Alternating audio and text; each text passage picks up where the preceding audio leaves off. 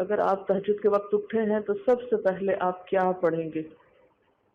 حضرت عائشہ رضی اللہ تعالی عنہا فرماتی ہیں کہ رسول اللہ صلی اللہ علیہ وسلم جب رات کو تہجد کے لیے اٹھتے تو یہ پڑھتے 10 بار اللہ اکبر، 10 بار الحمدللہ، 10 بار سبحان اللہ و بحمدہ، 10 بار سبحان الملک القدوس، 10 بار استغفر اللہ، 10 بار لا الہ الا اللہ،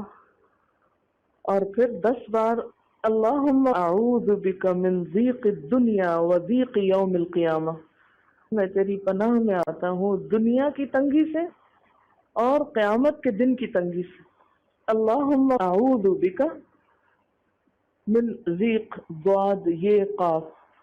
من ضیق الدنیا و ضیق یوم القیامہ، یہ بھی 10 بار۔ اور پھر فرماتے اللہم اغفر لی واہدنی وارزقنی وعافنی، پھر وضو کرتے اور تہجد شروع کرتے، یعنی یہ بھی وضو سے پہلے آپ پڑھ لیتے تھے۔ تو آپ کیا کر سکتے ہیں، جیسے آنکھ کھلی یا بستر پر لیٹے ہیں تو بعض اوقات ایسا ہوتا ہے نا کہ انسان سوچتا ہے اچھا ایک سائڈ پہ سو کے اتنے تھکے ہوئے ہوتے ہیں کہ آپ ایک دم نہیں اٹھ پاتے، حالانکہ آپ صلی اللہ علیہ وسلم کے نیند سے بیدار ہونے کا طریقہ کیا تھا کہ جب آپ اٹھتے تھے تو یکدم اٹھتے تھے، سستی کے مارے نہیں کہ کبھی ایک طرف لیٹ گئے پھر دوسری طرف سو گئے پھر دائیں طرف پھر بائیں طرف، نہیں،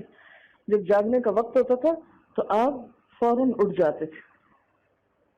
لیکن بسا اوقات ایسا ہوتا ہے کہ انسان تھکا ہوا ہوتا ہے، سائڈ بدل کے دوسری طرف کو ذرا لیٹتا ہے، تو یہ لیٹے لیٹے بھی آپ اذکار پڑھ سکتے ہیں، ٹھیک ہے؟ اور یہ سب آپ کو آتے ہی ہوں گے سوائے ایک وہ ذکر کے اللہم اعوذ بک من ضیق الدنیا و ضیق یوم القیامہ، اور ترتیب آپ یاد کر لیں اپنے بیڈ سائڈ ٹیبل پہ یا بیڈ پہ یا کہیں بھی، یہ نوٹس